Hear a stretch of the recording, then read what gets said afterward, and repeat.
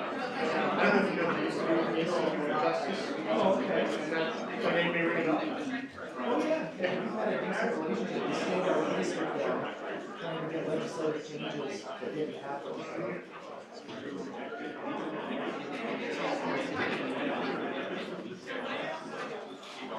Well, you were with them for years, No, I was with them for 17 years, and all but 2 of them I was working in the DC office. And the last 2 years I was working in DC office, the head office. the what? Which is the primary. Yeah, the headquarters. It's actually People are still coming in, but we're just going to get started. Just to make sure you guys have plenty of time. Good afternoon, everybody. As people are still coming in, I'd like to welcome everyone to today's event, an amazing event on economic liberty and occupational licensing. We're so thrilled to have you here, to have our speakers here. Before we introduce them, I just want to tell you how excited I am for today's event. I'd heard about Mr. Neily in the past, but last summer I had a chance to hear him speak at an event for chapter presidents, and it was probably the most exciting speech I had heard from a FedSoc speaker in probably ever, and it was extremely exciting. I said, man, I gotta get this guy to come to BYU. You gotta get out more.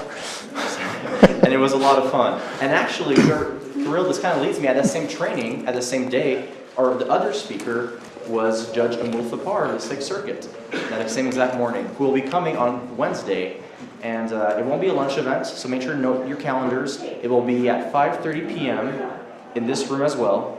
Next week, we're going to have Dan Albin from the Institute for Justice talking about asset forfeiture, and we're going to have someone from the Attorney General's office come as well. Anything else? Yes. We have the symposium coming up in several weeks. For those who are planning on coming, we're going to be having a get-together soon to make sure we can plan all the... We're getting a 15-passenger van, and there are a bunch of other cars going up to make sure we have all that taken care of. And also, we're going to be having our elections for next year's board coming up soon. So if you're considering running, we're going to have the executive board positions available for... there are going to be elections for those positions coming up. So start thinking about that, whether you like to join or like would you like to run.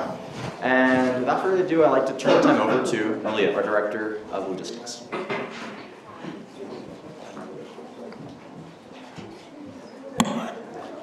Okay, I'm really excited to introduce our speakers. As Matt said, they're both very accomplished men who have great things to say. Okay, so first, Clark, did you say Neily or Neily? Neily. Neily, okay. Neily is Vice President for Criminal Justice at the Cato Institute. His areas of interest include constitutional law, overcriminalization, civil forfeiture, police accountability, and gun rights.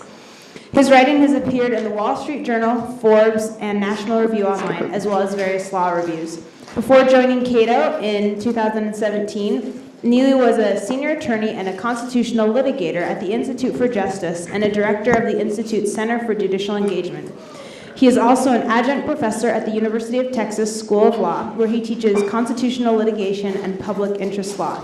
Neily served as a co-counsel in District of Columbia v. Heller, the historic case in which the Supreme Court held for the first time that the Second Amendment protects an individual right to own a gun for self-defense. We also have Mark Steinagel, is that correct? Steinagel. Okay. Steinagel received his Master of Public Administration from the Romney Institute of Public Management here at BYU. He began his career with the state of Utah in 2001 while he was completing his degree. After nearly 7 years with the Utah State Legislature, Mark was appointed as the director of the Utah Division of Real Estate in January 2008, serving for 18 months during the real estate meltdown of 2008 to 2009. In June 2009, Mark was appointed as the director of the Division of Occupational and Professional Licensing, a position he has held since. This division licenses 240 licensees in more than 60 industries, from physicians to contractors. During his time, occupational and professional licensing has undergone significant change in society. Please join me in welcoming our two guests.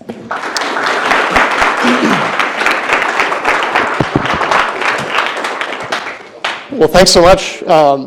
really gratifying to see all the people who turned out. I don't know if you're really hungry or if you're interested in the issue, but it's nice to see you all, and I really appreciate the opportunity to come and speak to you about something that's really been a passion of mine for a long time. I think way back in the old days when I was a law student like you are, and I was interviewing with law firms for jobs, I thought I was really interested in labor and employment law until I found out that it has a lot to do with ERISA, and then I lost my interest. But I've always been really fascinated by how people earn a living, and not for nothing, some of you already know this, but if you don't, I'll let you in on a little tip.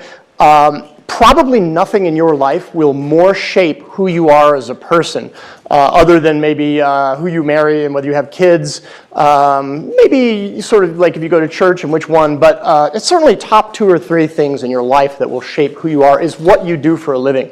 In part because you'll spend so much time doing it. For those of you who go to work for a big law firm, you're going to spend an awful lot of time doing it. You'll put a lot of energy into your vocation probably, and if you're really lucky, like me, hopefully you'll put a lot of your passion into your vocation as well. And so I really think that what you do for a living, how you put food on your table and your family's table, is one of the most interesting and important facets of a person's life. And so that's just one of the reasons why I feel so strongly about economic liberty and occupational freedom. Another reason is because it's not an accident that America is the most prosperous nation that the world has ever known. I think a big part of the reason for that is that America is one of the most innovative places that the world has ever known. We believe in the rule of law. We, by and large, don't put up too many obstacles in front of entrepreneurs and other people who want to devote their efforts and their talent and their appetite for risk to inventing a better mousetrap. By the way, did you know that the mousetrap is in fact the most patented invention in the history of America? More than 4,000 patents have been issued for mousetraps. So we are a nation of inventors, and we don't sit still when somebody else somebody else thinks they've invented the better mousetrap or the best mousetrap, and we still try to do one better. I think that's really awesome. Like so many things in constitutional law and in life, occupational licensing is not all or nothing. It's not black or white. And I'm not here to tell you that I think every single occupational licensing scheme is illegitimate. And as far as I'm concerned, that's not a particularly fruitful discussion. The more fruitful discussion, I think, is whether particular occupational licensing schemes are legitimate or illegitimate. And second, whether there's something about occupational licensing as a policy that should cause us to be particularly cautious when somebody proposes it, which I think there absolutely is, and I'll get into that in just a moment. The other point I want to make is that there's a distinction between a policy that is unconstitutional and a policy that's a bad idea or a bad public policy. In other words, you can have a bad public policy, and I think, for example, licensing lawyers is a bad public policy, but I don't think it's unconstitutional. In other words, I think you can make a case, and you can probably make a sufficiently persuasive case for licensing lawyers to basically survive a constitutional challenge. But I do think it's bad policy. Why?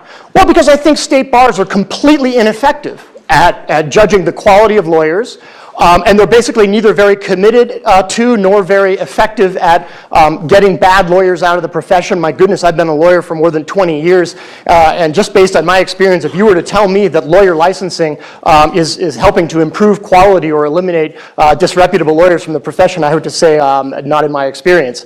But let me emphasize that. I'm not here to say that licensing lawyers is unconstitutional just because I think it's probably a bad idea. And so if we can hold those two concepts in our mind, I'll try to be clear which one I'm talking about at any given time.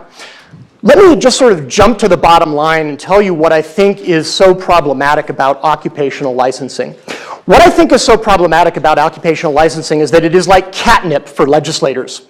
Let me say that again. Occupational licensing is like catnip for legislators.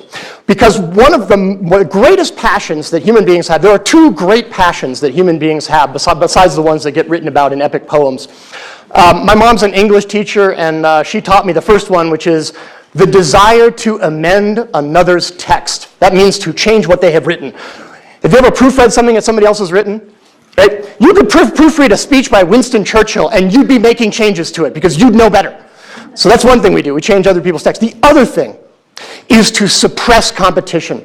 It's to put somebody else out of business. Imagine that you are the inventor of the sort of the mousetrap that comes to mind when we think about mousetraps. Have you guys seen this thing? It's terrifying. It's got this spring, you pull open this bar, it's almost got a sign on it that says, if you're 4 years old, put your fingers here, right? Those things are terrifying.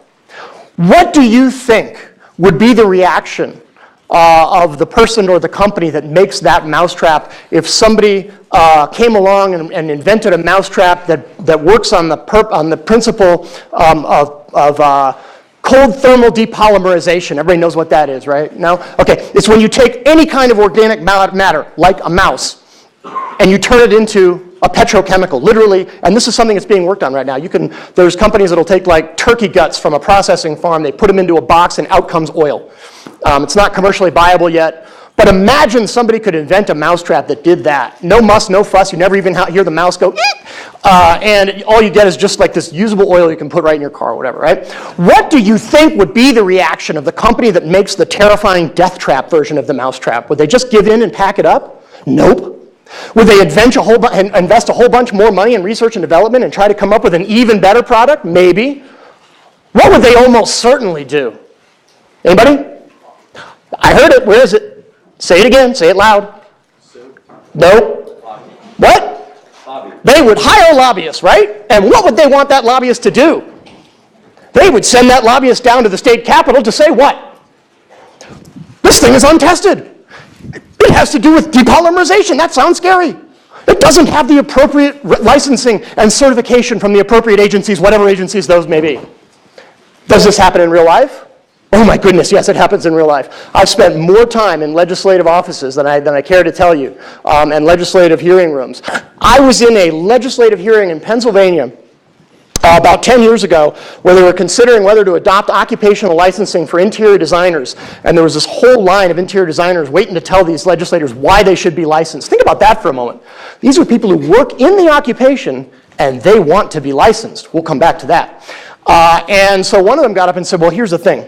You need state licensing of interior designers because one of the things we do, for example, is we might do the design for the inside of a hospital, including the neonatal ward, the NICU, where premature babies are taken care of. And if you weren't a state licensed interior designer, you might not know to ensure that the walls of the NICU are not painted what color? You should know, because you're wearing it. Yellow. Why? Why don't you paint the walls of a NICU yellow? It's a trick question. There's absolutely no reason whatsoever. This is completely made up. But her explanation was because some babies are born with underdeveloped kidneys, as my son was, and they'll have jaundice. And you won't be able to diagnose the jaundice if you're standing in a yellow room. Why? Because you're looking for yellow in the retina of that kid. I ran this by my sister who's an OBGYN and she burst out laughing. It is preposterous, but you should have seen the look on the legislator's eyes. Oh God, I don't want to be that guy, right? I've seen it more times than I care to count. So this is pernicious. It is absolutely the case that people who feel threatened, whether it's their product, the mousetrap that they make, or the service that they provide, that they're about to be, that somebody's about to come in and compete with them and take away their business. And it turns out that going to a legislature to get laws passed to sandbag potential competitors is actually in some ways sort of the new American dream. It happens more than I can tell you. And let me just give you one statistic. In the 1950s, only about 5% of the American workforce was subject to occupational licensing. That means only about 1 in 20 people had to go and get government permission before they could work in the occupation of their choice and start putting food on their family's table. Does anybody know what the percentage is today? It's another trick question, nobody does, but the best estimate is between 25 and 30%. So somewhere between 1 in 4 and 1 in 3 Americans have to go and get permission from the government before they can start earning a living in a particular occupation. Now, sometimes I don't have a beef with it. My sister's a doctor. On the margin, I'm not sure I would support doctor licensing because, again, I don't think it's very effective, but I'm not going to devote any particular time or effort to getting rid of it. So on the margin, that's fine. But there's a lot of vocations that we are now licensing that there's just no point whatsoever. And the reason why we're licensing so many of these vocations is for exactly the reason that I mentioned, because you've got people who don't particularly like new competition. They see that there's a way to prevent that from happening or or at least to discourage competitors, and they go to the legislature and they make it happen. And by the way, it is so easy to get one of these laws passed, because what you do is you go in under the radar, you don't let anybody know what you're doing, you just go into the legislator's office, you scare the hell out of them with yellow painted walls and NICUs or whatever, and as long as nobody else shows up, as long as there's nobody else in that office for the other side, for the pro-economic liberty side, the legislator is going to pass that law almost certainly. All right, so let me give you some examples just to sort of make clear that I may be a frothing at the mouth libertarian, but I'm not an unserious frothing at the mouth libertarian. I want to start with, let's see, yeah, so one of the most poignant, they're also poignant. Let me give you a particularly poignant case that also illustrates something I really want to emphasize, and that is, the thing I want to illustrate is that when people talk about the importance of occupational licensing, which I dispute that it's important, but when they talk about the importance of occupational licensing, they almost never talk about the costs. Every public policy has costs. Every public policy has costs. And you almost never hear proponents of occupational licensing talk about the cost. Let me give you an example. We worked with some people in Kentucky who basically made dentures for people, like in their own homes. They would literally, you go into this person's home, they take a mold, they make you some dentures, and they would cost about $100. They were shut down by the state. Why? Because they're not state licensed dentists, and only state licensed dentists can make dentures for people. How much do you think state licensed dentists were charging for dentures in Kentucky? Was it $100? It was not $100. It was more like $500. Did you know there was a study that came out recently that said most Americans, if they suddenly had to come up with $400, wouldn't be able to do it? So the difference between $100 and $500 is everything for some people. I would guess, including particularly people who are in need of a full set of dentures. No offense to those people, but they've had a hard life probably. So that's everything. And the state made the standard arguments, well, these people aren't trained and we wouldn't have any way to oversee them, and they might miss if somebody came in with oral cancer and they would miss that and blah, blah, blah. Okay, that's all fair enough. But can anybody think of a cost to preventing people from getting relatively low-cost dentures, or being able to get 100 dentures from it? What do you think some of these people who can't come up with the extra $400 did? Are they going to go without dentures? Yeah. Does that sound very healthy? No, it's incredibly unhealthy to be unable to chew your food. That is a cost. That belongs on the ledger of people who support occupational licensing, and I almost never see them accept that. Now, it's hard to quantify those costs, I acknowledge that, but they're costs nevertheless, and they belong on the ledger. So, let me give you another example. One of the most ridiculous cases I've ever encountered, there is one state in the country that licenses florists. In other words, if you put two flowers together in an aesthetically appealing way and attempt to sell it, it is required in this state that you get a license first. Knowing what you know about the political climate in certain states in this country, can anybody guess which state it might be? Not California. Go. Colorado. Not Colorado. You guys are way off. What is one of the most corrupt states in the entire country, not Rhode Island? Louisiana. That's exactly right. That's where it is, Louisiana. It is illegal in Louisiana to sell floral arrangements without prior government permission in the form of an occupational license. There are two possibilities here. One is that this law was enacted to protect people from the physical dangers of unlicensed floristry, that somehow only affect people in Louisiana but not any other state because no other state licenses florists, or this law was enacted to discourage competition in the florist vocation in Louisiana and drive up wages for state licensed florists by artificially limiting the number of people who can do it. Does anybody want to guess why this law was enacted as between those two alternatives, or would anybody like to propose a third alternative? Because if you do, you can go get a job at the Louisiana Attorney General's office. You'll be great at defending laws like this. Okay, so it's kind of a funny and engaging law. I want to tell you the postscript. This is not funny. My lead client in that Clay case was a woman named Sandy Meadows. Sandy was a high school dropout from Mississippi who was working in Baton Rouge. She was working proudly in the black market for floral arrangements. That is to say, she was making and selling floral arrangements without government permission in the form of an occupational license. She was actually managing the floral department of an Albertsons grocery store. When this came to light, the state sent the floral police, aka the Louisiana Horticultural Commission, over to the store to tell them that because she was not licensed, they had to remove her from that position and hire a state licensed florist, which they did. I was representing her, not defending. I was suing on her behalf, suing the state. I went down to prepare her for Sandy for her deposition a couple weeks after the grocery store let her go. And when I came to her apartment, I saw her. She was outside in the common area, lying on a couch. It was about 95 degrees, 98% humidity, because it's Baton Rouge in September. And she's lying there, and a neighbor is standing over her with a torn-off piece of cardboard. fanning her. It was just a pathetic spectacle. And she also had surgical staples from here to here because she had gallbladder surgery a few days before.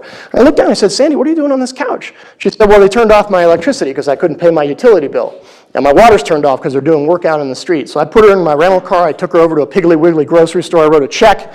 We used to write checks back in the day. Wrote a check to get her power turned on. I checked her into a La Quinta Motor Inn so she could have at least one night in comfort. And I said, we're going to cancel the deposition tomorrow because you're not in any condition to participate in one. That was the last time I saw Sandy Meadows alive. She died three weeks later alone, unemployed, and in poverty. Because the state of Louisiana said you have to have an occupational license to be a florist, and that was the only thing she knew how to do. That's what's at stake here. That's what's at stake here. All right, last point.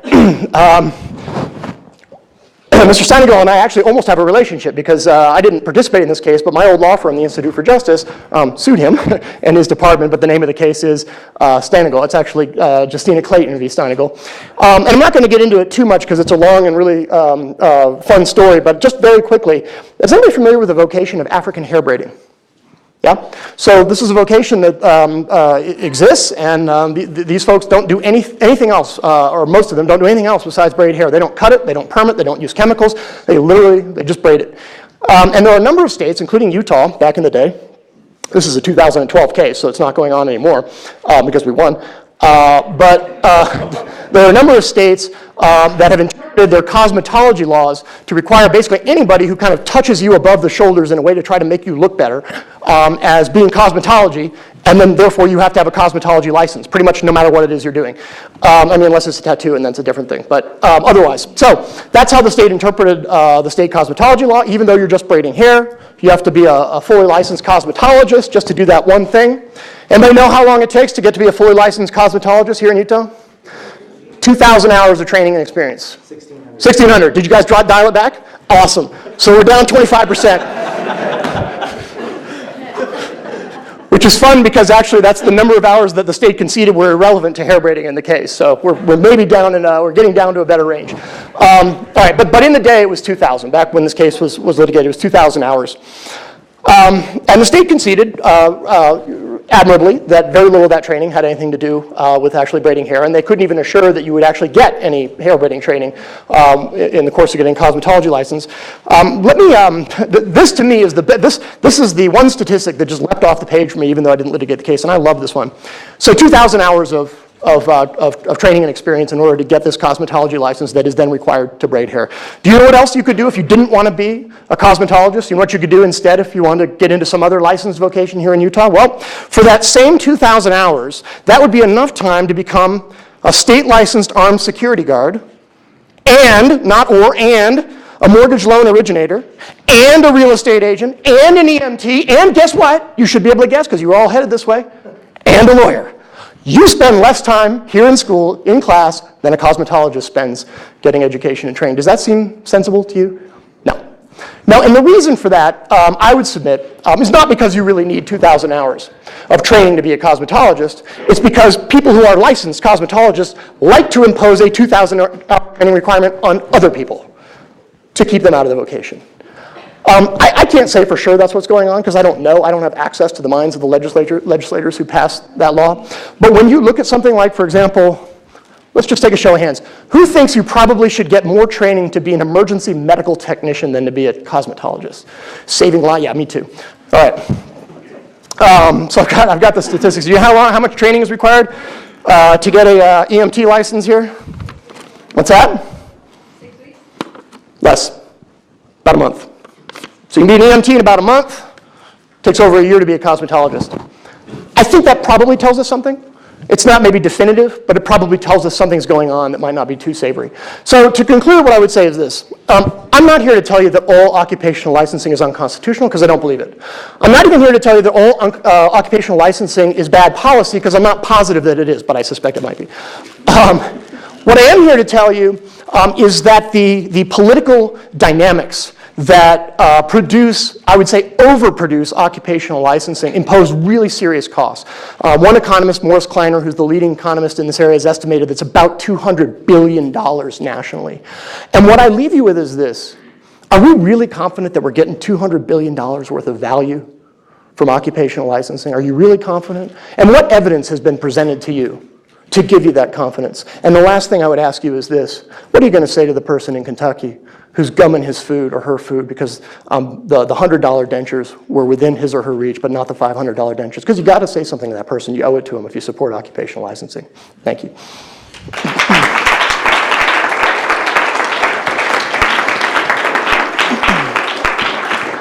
I can guarantee you that we're getting $200 billion of value in occupational licensing regulation in Utah. Awesome.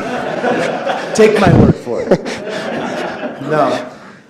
When I was and I'm sorry, I have a cold. I'm on the tail end of it, but my voice comes in and out. I'm going to try my best. I have with me here Deborah Blackburn. She is a graduate of the U Law School, so, you know, she's my regulatory and compliance officer. When I was in the legislature in 2006, my boss came to me and said, we need somebody to staff the Occupational and Professional License Review Committee. And I actually said to him, well, I actually have a personal bias against professional licensure. Are you sure I'm the best person to staff that committee? And he did not staff the committee with me. I ended up, I love improving government. That's my passion. And so that's why I got into whatever area I thought I could make a difference. I've been told ever since I've been in my position by 2 different governors to reduce unnecessary business regulation. And that's been for over a decade. Even when occupational licensing deregulation was not in vogue, we were being told by our governor to reduce unnecessary business regulation. Back then, there were about 2 legislators that cared about this. Now there's dozens of legislators that care about this. And just so you know, it is not catnip for legislators in Utah. For the past 5 years, trying to get a new license passed in Utah has been very, very difficult because the legislature has shifted its philosophy on occupational licensing. We've been in a period of deregulation, actually, in Utah for a while now. I remember about 7 years ago, a legislator friend of mine from northern Utah called me up and said, Mark, I've been bugged by the music therapists now for about a year, and I don't know what to say to them. Now, other than people wanting to regulate themselves, there's another big pusher of new occupational regulation, and it is colleges and universities. Usually there's a program in a college or university, and they're having a hard time finding jobs for their graduates, so they will push occupational licensing either to get insurance coverage or to guarantee a market share for their graduates. Anyway, he brought the music therapist group into this was Utah State University. He brought them into my office. I said, I'll help you out. And I grilled him, as I thought the Occupational and Professional License Review Committee would at the legislature. And I said, why does the public need to be protected? And the story they gave me, because nearly every law in occupational licensure has been passed off anecdote, not evidence. Now, that doesn't mean there shouldn't be licensing, including of attorneys. And by the way, attorney licensing is constitutional because it's actually in the Utah Constitution. But Here's another one. it's regulated by the courts, not by me. So anyway, I asked them, I said, what is the public protection you are trying to achieve? What is the problem? What is the harm to the public? And the story they told me was typical of a lot of stories I've heard. They said, well, there was this couple that had a baby up at Primary Children's Hospital, and this baby was in a coma. And the music therapist came in, and I'm really not trying to make fun of music therapists, but I am making fun of their example. The music therapist came in, and that music therapist played the song that was this couple's love song. And that child came out of a coma. And they just looked at me and I said, okay, I'm going to ask some difficult questions to you, and you're not going to be offended, right? But these questions need to be asked because you're going to be asked by legislators. I said, what in the world did playing the love song have to do with their training, with their licensing, with anything? Anybody could know what the love song was. There was no public harm. There was nothing to protect. And they just sat there looking at me. And I asked a few other tough questions, and the legislator looked at him and said, well, until you can get a good answer to those questions, I don't think I'll be able to run your bill. Took about 3 or 4 more years and a different legislator, and they didn't get a license, but they got a certification. So they have a certification in Utah now that we issue, but they don't have a license. So the legislature partially did its job in checking the level of regulation and only giving a certification.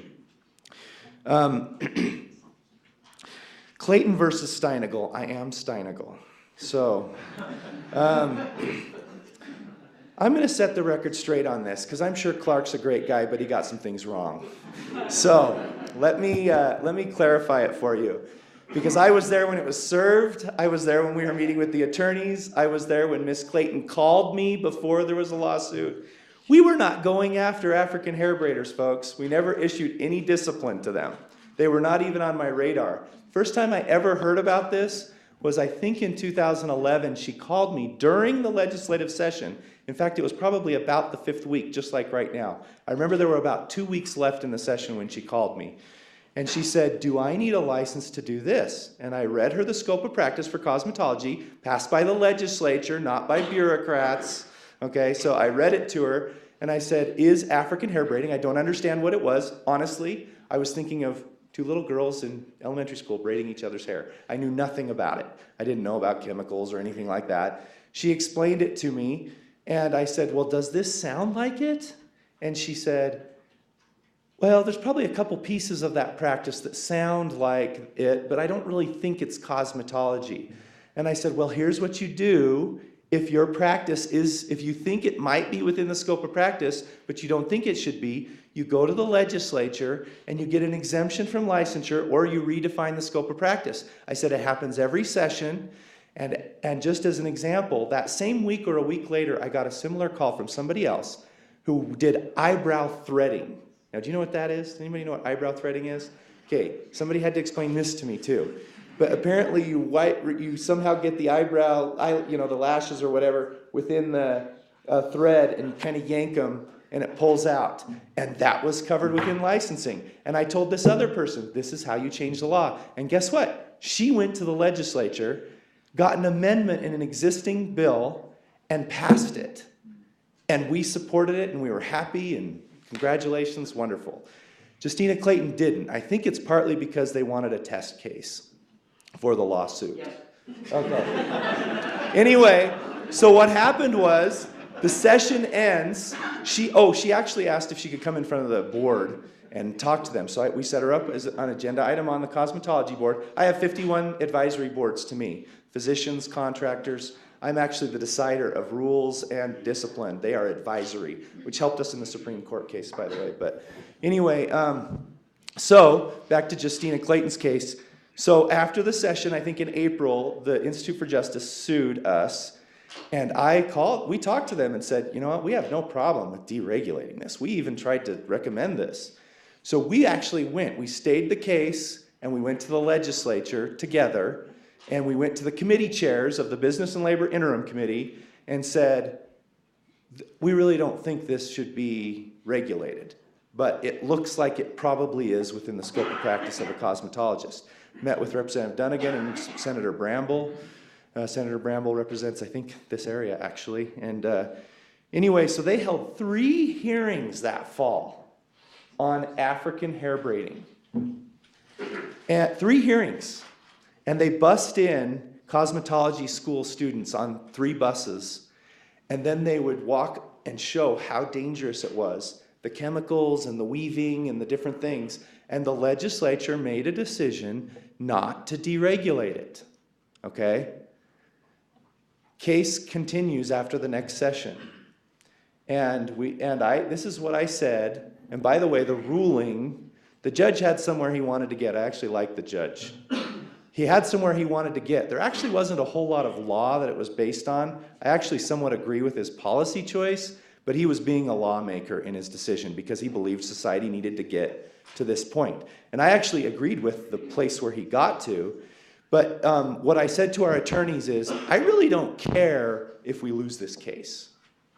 What I care about is if there is some principle that wins that says a sliver of a practice, if you can't justify the sliver of a practice, think of law, think of medicine, think of anything. If you can't justify the full hours for that sliver, then the state has no rational basis to require this training. So if in law, all I want to do is X, then you can argue that 3 years, and maybe some of you would love this, was nonsense because all I'm going to do are evictions, or all I'm going to do are some little sliver. And that's really what this case was about. So I told our attorneys, I don't care if we lose this horrifically, although I hated the fact that the legislature didn't fund our $100 and some thousand of legal fees that we had to pay Institute for Justice. But I said, as long as that principle isn't in the findings, and it wasn't. So that was the only thing I cared about, and it was not a priority for us. So that is the real story of Clayton versus Steinagel. We did not have a problem with African hair braiding. So let me just make a few more points before I finish. There's an easy way out of overregulation, and there's a hard way out of overregulation. And most people who hate licensing want the easy way out of overregulation. Now, it took us 100 years or 150 years or whatever it took us to get to where we are now. And even though most of the laws were based on anecdotes, some of the anecdotes were justifiable. So I probably don't disagree much with Clark's philosophy that there is a lot of licensing that's unnecessary. We've done some good in reducing that. But a couple of examples of bad efforts in the law to try to reduce regulation, I'll tell you briefly. One was a private right of action. This was 6 years ago. We had a legislator. He and I are dear friends now. He hates licensing, and he actually just finished his term. He's from Utah County here. And his freshman session, and he didn't realize, I think, the power of a lot of professions in the legislature, because he proposed a law that created a private right of action, and it's kind of how the Institute for Justice kind of funds itself, is by suing states and getting legal fees. That's one of the ways. Well, we gave $168,000 for our case, but anyway, it created a private right of action. If somebody takes an action against you, like the florist or the hair braider or whatever, and you can show that that action is, the law upon which that action is based, isn't the least form of regulation necessary to solve the public problem. Does that make sense? So what's the problem with that? Can anybody give me an idea of what the problem, from a regulator standpoint, what's the problem with that law? Can anybody, yeah, go ahead. It's the opposite of the rational basis test. You can always think of something that can be less restrictive, right? Yeah, and what was the law passed on? Anecdotes. So all these laws that they're telling me go enforce, where's my history to say that they were the least form of regulation necessary? I'm going to lose every one of those cases. There is no question that was what he was trying to do. I actually talked to some of the drafters who admitted to me he was thinking of pulling the pin on the hand grenade, rolling it in the room, shutting the door, and see what happens. And that's a bad way to legislate. You may think getting to the point where we are with too much regulation is a bad way to make laws. It is also a bad way to make laws, to tell an agency to enforce something, but then create an ability for everybody to sue them, and you don't have a way to defend the law. So that was number one. Number two, a more recent effort is similar, and that's a constitutional amendment. And this is something that's being pushed nationally. I don't have a problem with a constitutional amendment about a right to work or a right to pursue a vocation. I actually agree with the philosophy of it. The problem is, I'm almost done. The problem is, same thing as the private right of action. If we're required to defend a constitutional principle upon none of the laws were passed in compliance with that constitutional principle, how does it apply to existing law? And no attorney could give me a straight answer that we wouldn't be defending all of our licensing laws against a constitutional principle we just couldn't meet. So luckily the legislators listened on both cases. Now what we are doing is the hard way. The hard way is standing up the Occupational Professional License Review Committee. That's the Sunrise and Sunset Committee of the legislature. And there's actually a budget request to fund another staff for that committee. Another thing that they're doing is actually passing laws that reduce regulation. And there was a bill 2 years ago, House Bill 331. We were ranked number 13 most regulated by the Institute for Justice, which was not accurate. But 16 of their 20 licenses they listed for Utah as the most regulated were specialty contractor licenses. And 3 years ago, Representative Mike Schultz from Northern Utah eliminated the 2 years experience and the exam, and those were the two most onerous requirements.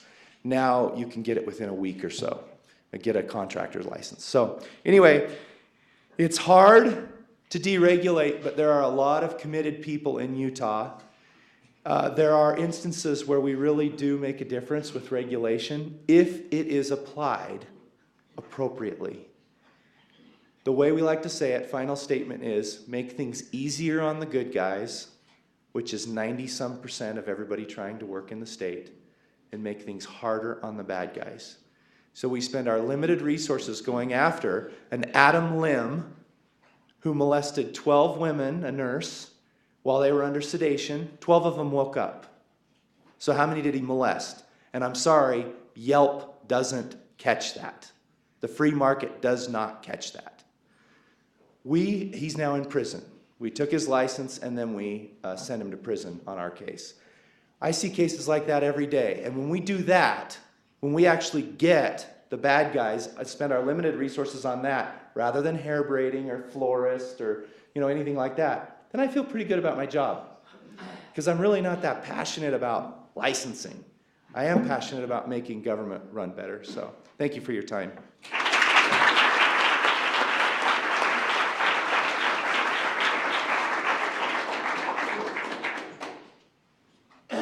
How to save $100,000 on a lawsuit? Don't defend an indefensible law. I was actually. Unfortunately, we don't get to tell which laws the legislature gives us that we're going to I know. defend. It's always somebody else's. It's always somebody else's fault. When we defend this indefensible law. Yeah, the lawmakers. Well, no, I mean, I don't know who gets to make a decision, but somebody in the Attorney General's office could have decided not to defend this lawsuit, I guarantee you, and they didn't. And I was actually saw me messing with my iPad. I was pulling up the docket sheet. The docket sheet in this case has 65 different entries. This case was defended. I'm reading their summary judgment motion. They said what we're doing is totally constitutional. It wasn't. You want to save yourself $100,000, don't defend a law that says you have to get 2,000 hours of training to hair braid somebody's hair. So I'm not going to harp on this one I did, but I'm not going to harp on it anymore. But there's something to see here. I've never seen a state not defend one of these laws, no matter how absurd it was. The state of Louisiana defended florist licensing. I'll let you know a little secret. They won. They won in front of a district court judge. Right? We took it up on appeal, and then the case was mooted by Hurricane Katrina, so I never found out how it was going to come out. But so I've never seen a state not defend one of these laws, no matter how ridiculous they are. So that's something for you to keep in mind. Also, how does the free market not? How does the free market not catch somebody who's abusing their patients? That is going to show up on the Yelp review, and in fact, it's not going to be the Yelp review that results in that person not practicing dentistry anymore. In many cases, it's not going to be the dental board. It's going to be the police. And so, we can go back and forth about, whether occupational licensing provides an additional, supplemental benefit here. But let me just give you an example.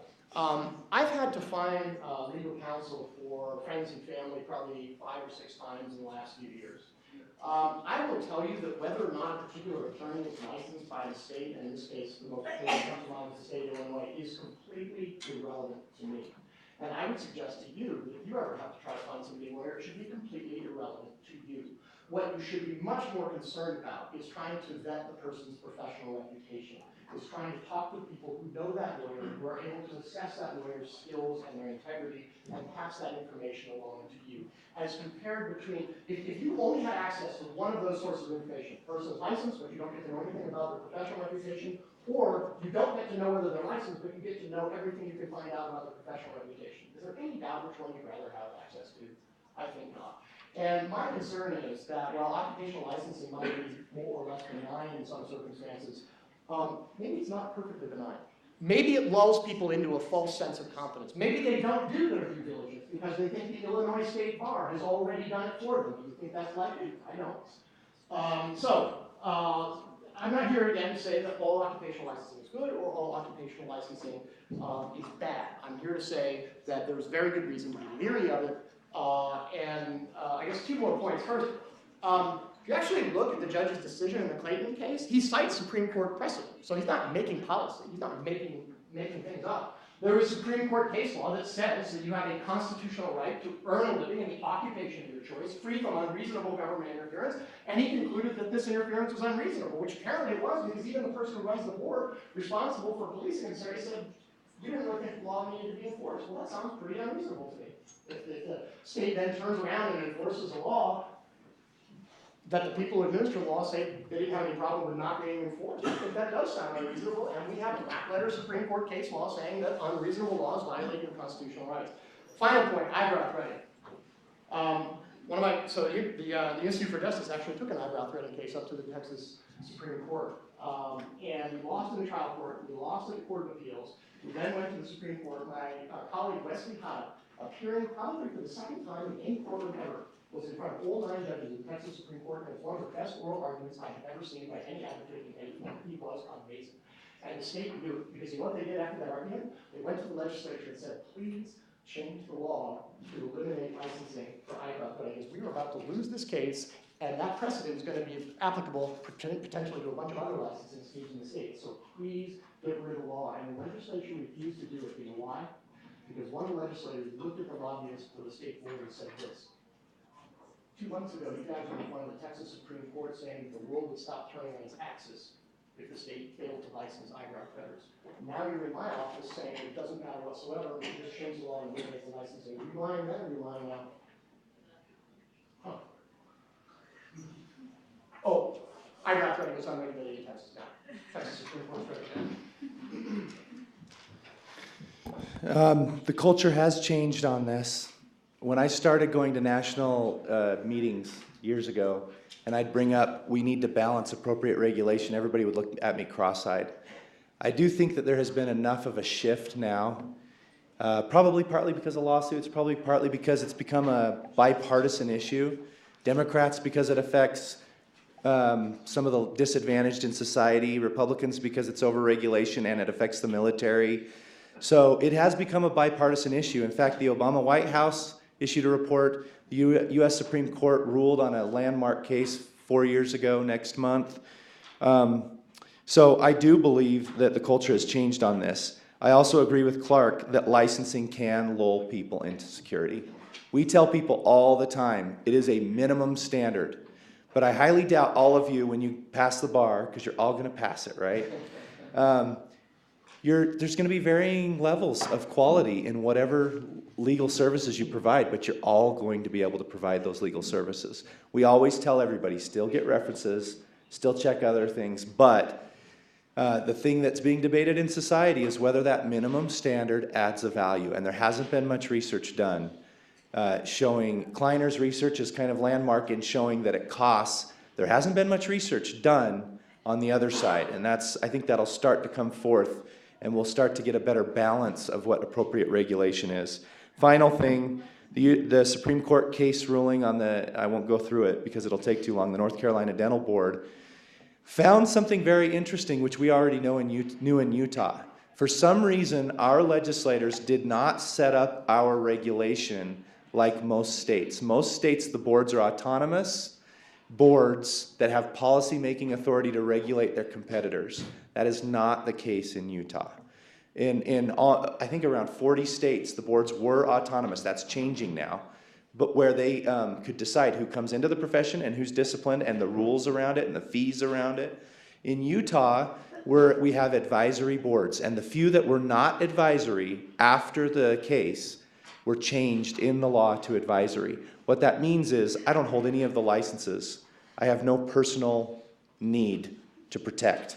And I have had hundreds of times in my 51 licensing boards over 10 years where they've included in a rule something that was anti-competitive, and we have turned it down because of our charge with our governor and our legislature to reduce unnecessary business regulation.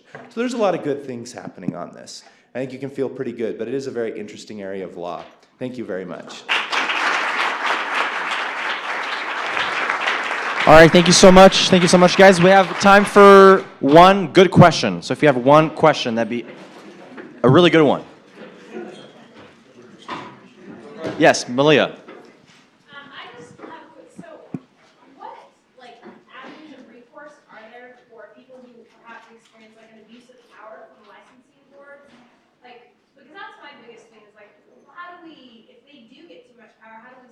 besides just outright stealing?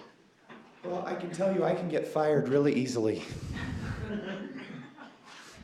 If the governor's office gets a call and we're being abusive, I mean, somebody can take us to court, which they have. Somebody can call the governor's office or my boss who's a cabinet member, and that has happened too. So I have a great interest in being reasonable. Please don't get me fired, but it's like one of the guys. Thank you so much.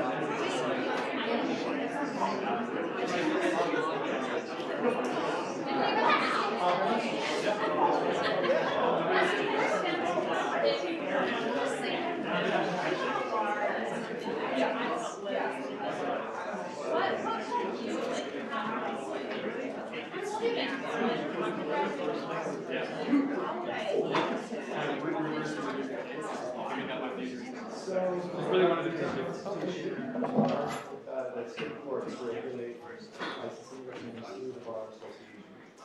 So, to be honest, it would probably be by calling either the bar commissioners, authority over whatever the conduct commission is.